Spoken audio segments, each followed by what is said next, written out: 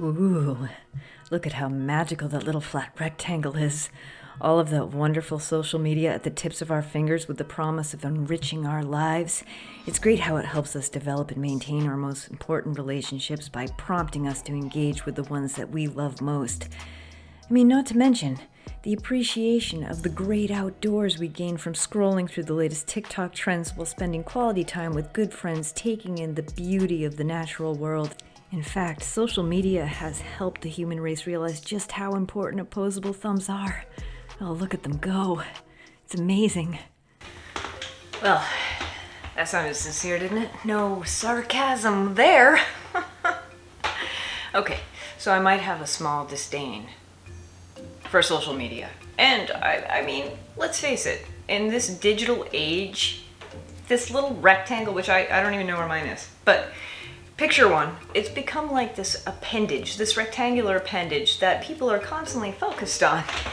And you end up going through this thing, it's called a scroll hole, which I like to call it a scroll hole, where all you're doing is this for hours.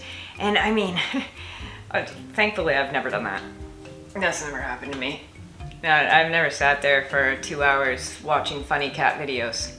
Okay, yes, I had a problem. You know that you have a problem when you watch a whole bunch of short, funny videos about cats and like YouTube Shorts or on Instagram Reels or something like that, and then you start looking for long-form compilation videos of funny cat videos. Like, that's hours of your life you're never gonna get back, where you could have been productive. But this got me thinking. So you remember that statue, that famous statue by Rodin? The thinking man, or the thinker. Some people call it the eternal thinker. I like to call it the thinker. Anyway, I was like, what if I painted that, but put a modern spin on it? So let's get into this.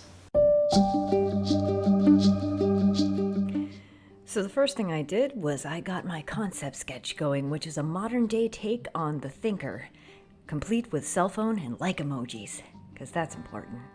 And then I really wanted to have some color in the background, and I wanted it to be pretty bright to bring that modern spin on things. So I started off with just painting the whole entire canvas in Indian yellow, and then going over that with the transparent burnt sienna, because I thought, oh, well, let's make it a little bit more orange. I thought the yellow was a little too bumblebee bright yellow, and that wasn't really working for me. However, because I layered color on top of the dry Indian yellow, I was able to take some of that paint off just by using a spray bottle and water to add some grunge effect to the background, which I like doing. I think it's pretty cool. It makes for a kind of an interesting splatter background without actually splattering paint on anything, just water.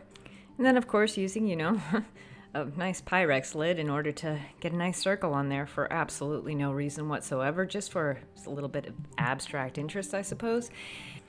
I think doodling is important, and so this is why I like to use some acrylic markers such as these iron lac markers, because they're pretty cool, and just add in some mark making or whatever I feel like in there. And then of course, what social media painting would be complete without these little red rectangles with hearts in them?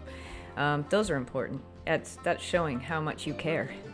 Those are the likes. How many likes do you get? Let's calculate. All right, so doing the figure was actually a little bit challenging because the original statue, his chin is resting on the back of his hand. And so I really had to come up with the posture being exactly the same throughout the rest of the body, but I wanted the head to be focused looking at the phone instead of resting on the back of the hand where the chin is. And so I actually had to find a profile photo of a face kind of looking in that direction in order to kind of adhere it to this body of the statue. And so what I ended up doing was using my own son's profile, which, I told him about it. He's fine with it because you don't actually know that it's him, and a very similar hairstyle and everything, but I had a perfect photo of him looking down from the side, and so that worked out really well. The other thing that I had to do was I had to change how the forearm and wrist were positioned to where the phone is actually being held by that hand. And so I had to find a reference photo. And so I went to unsplash.com and found a reference photo of a man actually holding a cell phone. And that's how I was able to change just the posture slightly in that arm area. The rest is modeled exactly after the original statue by Rodin.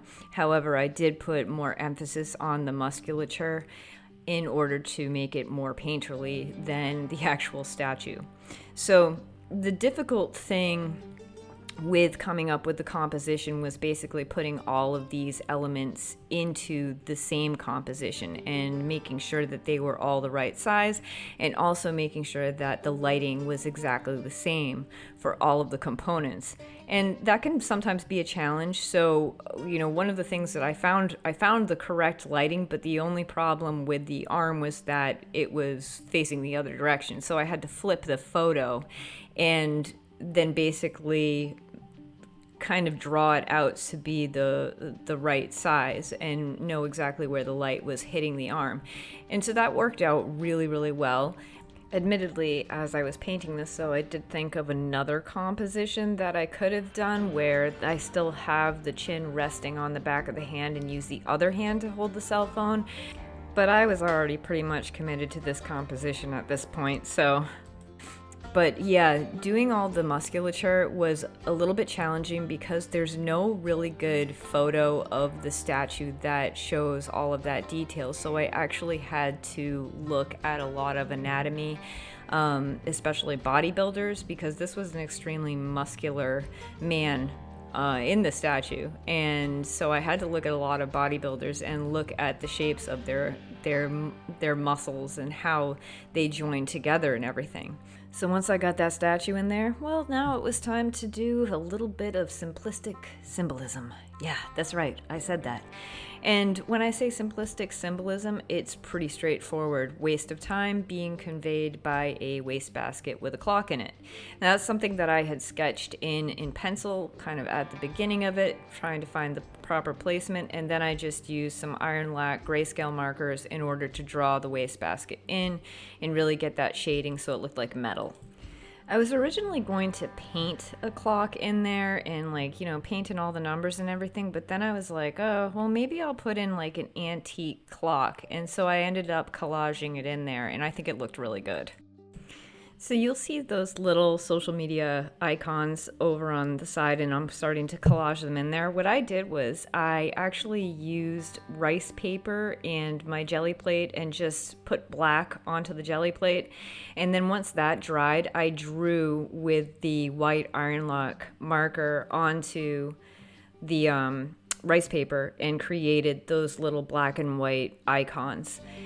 Now that the major elements of the painting were in, it was time to really kind of focus on the background and get a street art appeal to it. So I really wanted to use these markers, which I love. I think they're pretty awesome, in order to write a whole bunch of words down, things that have to do with social media, kind of the reality, the disconnect, and all of those feelings that, from my perspective, I don't think are necessarily helpful.